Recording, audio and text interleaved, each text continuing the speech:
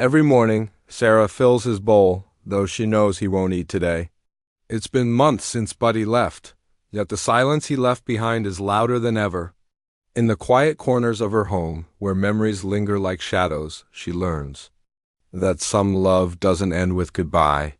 It waits, patient and full, like a bowl untouched, reminding her that true bonds never break, even when they're gone. The apartment was too quiet. Sarah sat on the edge of her unmade bed, the kind of silence pressing around her that doesn't just fill a space, it settles into your chest and makes it hard to breathe. The walls were bare, the paint slightly chipped in the corners. A half-unpacked box sat by the door with its flaps open like a mouth waiting to speak. But there was no one to talk to. 20-3, alone and more tired than she wanted to admit. She glanced at her phone. No new messages, no missed calls. Just an old photo of her and Jason still on the lock screen, frozen in a moment that already felt like another life. The breakup had been civil, quiet even, no shouting. Just the long, slow unraveling of something once warm and whole. Now she lived in a one-bedroom apartment on the edge of town, with more silence than she knew what to do with. By noon, she had walked from one end of the place to the other more times than she could count. She made coffee, didn't drink it, tried to read, gave up, stared out the window at the overcast sky. She needed noise, life, something that breathed on a whim. She grabbed her keys and jacket and drove. It wasn't until she was halfway across town that she realized where she was going. The sign came into view like something from a dream. Green Hill Animal Shelter. A small brick building with chipped white letters and a sagging wooden fence. It smelled like old newspaper, bleach, and dog hair. Inside, the barking started the moment she stepped through the door. Rows of kennels, wire crates, dozens of eyes staring out, some pleading, others cautious. She felt overwhelmed almost instantly, a wave of guilt rising up in her. She hadn't planned to adopt, maybe just to visit. Maybe to feel something again, looking for anyone in particular. The woman at the front desk asked, her voice kind. Sarah shook her head. Just looking. She walked the rows slowly. Dogs of every shape and size barked or jumped at the gate, tails wagging, some whining for attention. Her fingers curled around the strap of her bag. Too much, too loud. Then she saw him. In the very last kennel, tucked into the corner like he didn't want to be noticed, sat a golden-colored pup with oversized ears and sad, silent eyes. He wasn't barking, wasn't jumping. He just watched her. Their eyes met, and something inside her, something quiet and broken, shifted. She crouched down slowly. He didn't move, just tilted his head slightly like he was unsure whether to trust this moment. His fur was matted in places. His nose pressed briefly to the bars, then drew back. "What's his name?" she asked, voice barely above a whisper. The woman behind her glanced at the clipboard. "No name. We found him near the highway about a week ago. He's 5, maybe 6 months old, scared of everything." Sarah looked back at him. "Can I meet him?" Minutes later, they were in a small room. The puppy stayed near the door, low to the ground, as if he was afraid she might vanish if he got too close. Sarah didn't push. She sat cross-legged on the floor and waited. And after a few minutes, he came, slowly, step by hesitant step. He walked over and rested his chin on her knee. She didn't realize she was crying until she felt the warmth of a tear sliding down her cheek. He licked it away gently. I think I need you," she whispered. The staff gave her paperwork, a small bag of food and a worn blanket that smelled like him.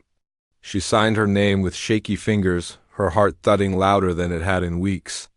When they asked what she was going to name him, she looked down at the little creature curled against her leg and said, "Buddy," because that's what he felt like, not a pet, a companion, a piece of something she didn't even realize she was missing. The drive home was quiet, but not the same kind of silence as before. Buddy sat in the passenger seat, tense but calm, occasionally glancing at her and then out the window.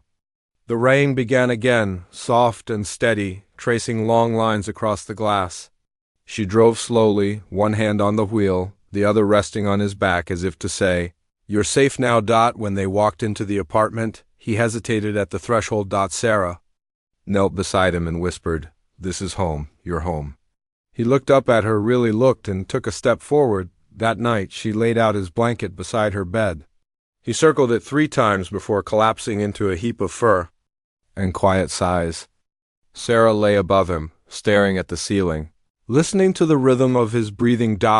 It was the first time in months she didn't feel entirely alone. Morning came, and for the first time in this new chapter of her life, she woke to a sound, soft paws patting across the floor, a little yawn, a wet nose nudging her arm.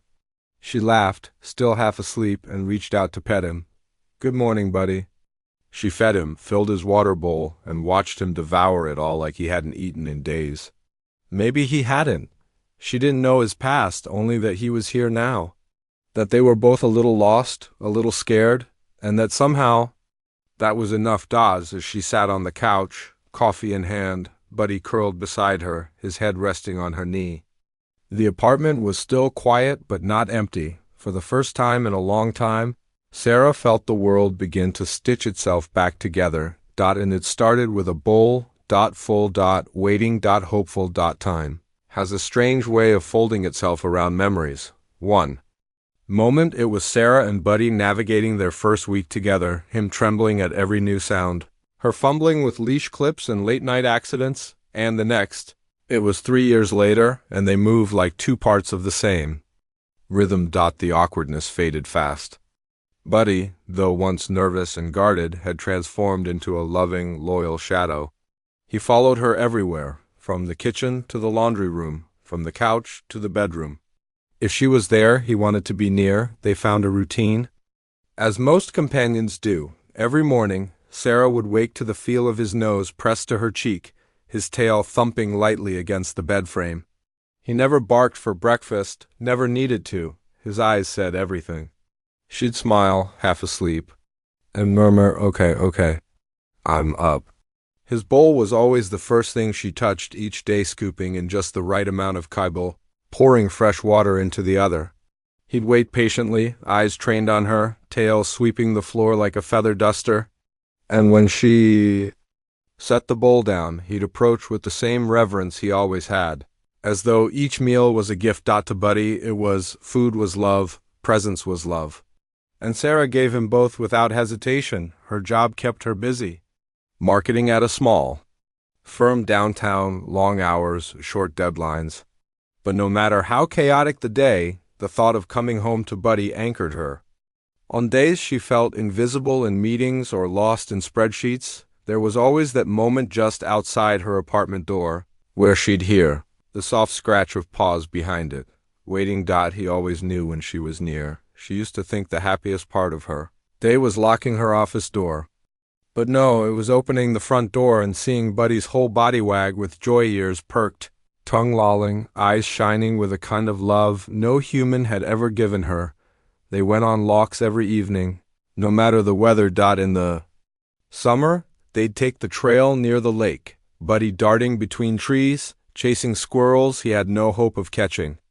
In autumn, the path turned gold and amber, and Sarah would crunch through the leaves while Buddy trotted beside her, leaves stuck to his fur like badges. Even in the bitter winter, when the wind bit at her cheeks and frost clung to the sidewalks, she still wrapped him in his little sweater, and they walked. It wasn't about the exercise, it was about the ritual, the togetherness. On weekends, they drove out of the city, just the two of them, sometimes a beach, sometimes the woods, sometimes nowhere special at all, just windows down, wind in Buddy's face, ears flapping like little flags of freedom. She'd glance at him at red lights, and he'd look back, grinning in the way only dogs can, and she'd laugh every time. There were bad days, 2 days when Sarah felt the old ache creeping in the loneliness that had once wrapped around her, like a second skin. Nights when the silence of an unanswered message or a memory she didn't invite would press too close, but Buddy always knew on those nights. He'd crawl up beside her on the couch and place his paw gently over her hand, as if to say, I'm here. I see you. You're not alone, and she wasn't, not anymore. One winter, Sarah met someone new. His name was Liam, a friend of a friend turned maybe something more. He had kind eyes, the kind that didn't shift when she spoke, and he laughed easily. They went on slow dates, coffee, museums, dinners that turned into long drives under city lights. He was patient, gentle. The night she introduced him to Buddy, she was nervous, more nervous than she let on. "Be nice," she whispered to Buddy as she opened the door. Buddy stared at Liam for a long moment, then trotted forward, sniffed his hand, and let out a soft huff. Sarah held her breath. Then Buddy leaned in and licked Liam's wrist once. Approval. That night, they all sat on the couch. Buddy nestled between them like a small, warm wall of fur. Liam laughed, reaching down to scratch behind his ears. "He's got good instincts," he said. Sarah smiled. "He does." Months passed. Liam became a more frequent presence. Sleepovers, shared breakfasts, Sunday mornings with coffee and the paper on the porch. He never tried to take Buddy's place. He respected it, understood it, but some part of Sarah always held back. Not because she didn't care for Liam, but because there was a part of her heart that had already been claimed. That soft, sturdy part that knew love without needing words. The part that belonged to the creature who had walked beside her through every heartbreak and healing. To Buddy, on Buddy's 8th birthday, Sarah threw a little party, just the three of them, a dog-safe cake, a new squeaky toy. A ridiculous hat Buddy wore for all of 2 minutes before pawing it off. They sat on the floor of the living room, surrounded by photos and laughter, and Sarah looked at her life and thought, this is it. This is happiness. She didn't know then that time was running out, that the bowl she had filled so many times routinely, lovingly, would one day sit untouched, that every ordinary moment was becoming a memory in disguise. But for now, all she saw was love, and a tail wag, and a paw on her leg, and a bowl on the floor, half empty, waiting to be filled again in the morning. The first time Buddy didn't meet Sarah at the door, she told herself it was nothing. She had come home a little later than usual, the sky already deepening into twilight. For years, she had always been greeted with the familiar rhythm of paws skittering across hardwood, the sound of a tail beating against the door, a soft whine of excitement muffled behind it. But that evening, silence. She unlocked the door and stepped inside, her voice light, almost teasing. "Hey, Bud, I'm late, I know." Buddy didn't come running. He was in the living room, lying on the couch, head resting against the throw pillow. He raised it slowly when she walked in, ears barely perking, his tail thudding once against the cushions like an afterthought. His eyes still lit up when he saw her, but something was different. He looked tired. Sarah knelt beside him, rubbing behind his ears. "You okay?" she whispered, pressing her forehead to his. He gave her a soft lick on the chin.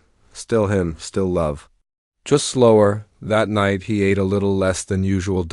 And in the morning, his usual excited prance around the kitchen had turned into a lazy stretch and a slow trot toward his bowl. She didn't want to admit it at first. She brushed off the warning signs the way people do when they love something too much to let it go. "He's just getting older," she told Liam. "It's normal. He's 10 now, that's what happens." Liam nodded gently, never pushing. "If you're worried, maybe a checkup?" She agreed, but deep down, she was already grieving. The vet confirmed what she feared but wasn't ready to name: arthritis, muscle loss. His kidneys were slowing down. It wasn't urgent yet, they said, not painful. But he'd need medications. Regular check-ins, rest. Time, the vet said. Make him comfortable, be present. Time. As if that was something she could hold on to. Buddy's world began to shrink. Walks became shorter. He no longer chased birds or squirrels, content to sit by her side and watch the world go by. He needed help climbing into bed now. His legs sometimes trembled when he stood up too quickly. And yet his spirit never dimmed. He still wagged his tail when Sarah sang in the kitchen. Still pressed his nose to her hand when she was sad. But the moments in between stretched longer. Sarah found herself watching him, constantly counting his breaths, checking his food bowl, noting every limp or wince or sigh. She kept a notebook of his habits. He didn't finish his breakfast, slept most of the day, didn't bark when the mailman came, and always, his bowl still full. It was the first thing to change. The one signal she couldn't deny. Buddy, the dog who once greeted each meal like it was a celebration, now only picked at his food. Some days he didn't touch it at all. She started hand-feeding him. Sometimes he'd accept a few bites from her palm. His eyes apologetic, sometimes not. She tried everything mixing. And chicken, wet food, warming it up. Every successful bite felt like a victory. Every untouched bowl, like a heartbreak. She left them out longer each day. Soon the bowls sat untouched into the evening, waiting for something that wasn't coming back. One night, Sarah lay beside him on the floor, her hand on his chest. The house was quiet except for the hum of the refrigerator and Buddy's shallow breathing. "Do you remember when we met?" she whispered. "You were so small, so scared." Buddy blinked slowly, eyes barely open, but his ears twitched at her voice. "You made everything better, even the hard parts." He shifted, just enough to rest his paw on her arm. She swallowed hard. "You're still my whole world," she said.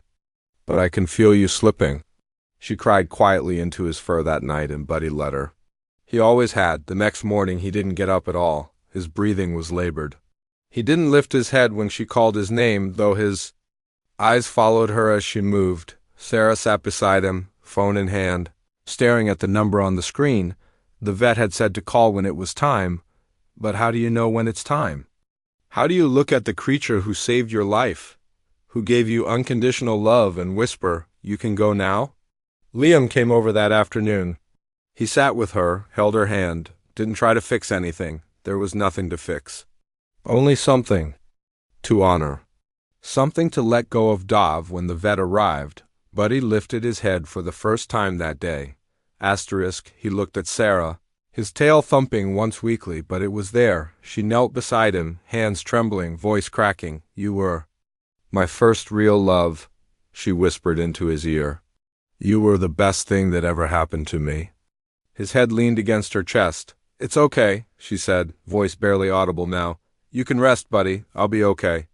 And with a final breath, long and peaceful, he slipped away. Sarah sat in the quiet for a long time after. She didn't speak. Didn't move. The vet left. Liam cleaned up the room. The sun dipped lower behind the trees, and in the kitchen, just a few feet away, Buddy's bowl sat by the wall, still full, still waiting, like part of her heart, refusing to accept that he was really gone. The house was different now. Sarah opened the door and stepped inside. But it didn't feel like home. The silence pressed in on her like a thick fog. Heavier than before, heavier than she could have imagined. She dropped her keys on the table, kicked off her shoes, and walked slowly toward the kitchen. Her eyes caught it. Immediately, Buddy's bowl, sitting there by the wall, still full, a small mound of untouched food glittered under the pale kitchen light, undisturbed, as if Buddy might return any moment to lap it up. Her breath caught.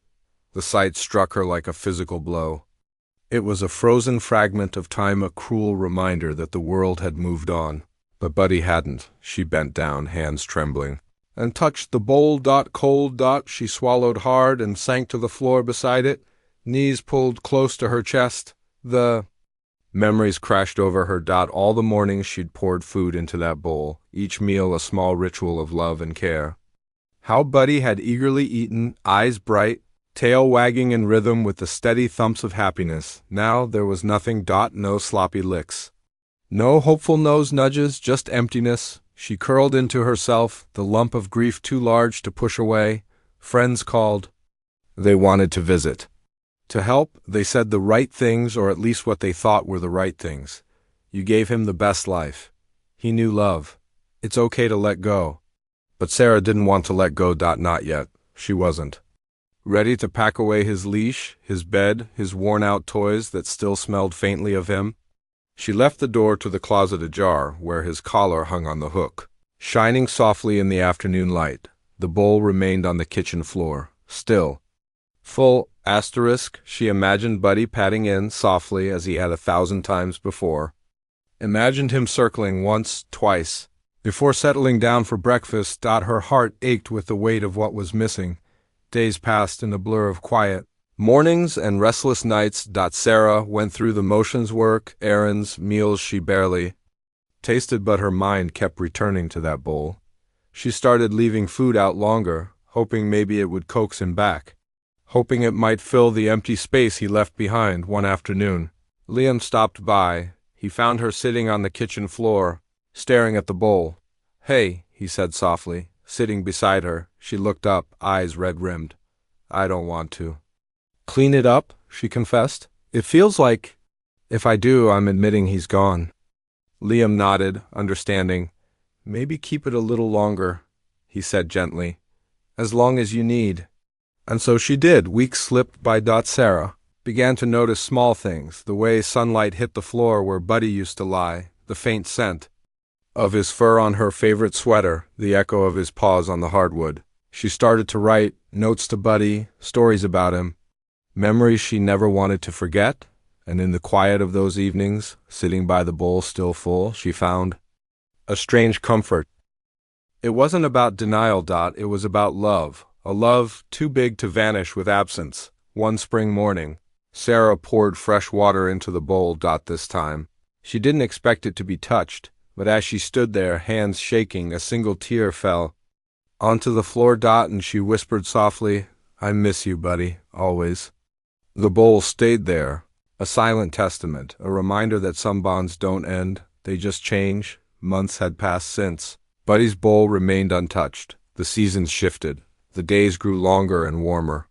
Sarah found herself walking the same paths they used to take together, the trail by the lake, the tree-lined streets, the quiet park bench where Buddy would rest his tired paws. Each step was a mixture of sorrow and solace, a tribute to a friendship that had shaped her in ways she never imagined possible. The bowl was finally gone. Sarah had cleaned it carefully one evening, wrapped it in a cloth, and placed it on a shelf beside photographs of Buddy, their laughter, their quiet moments, frozen in time.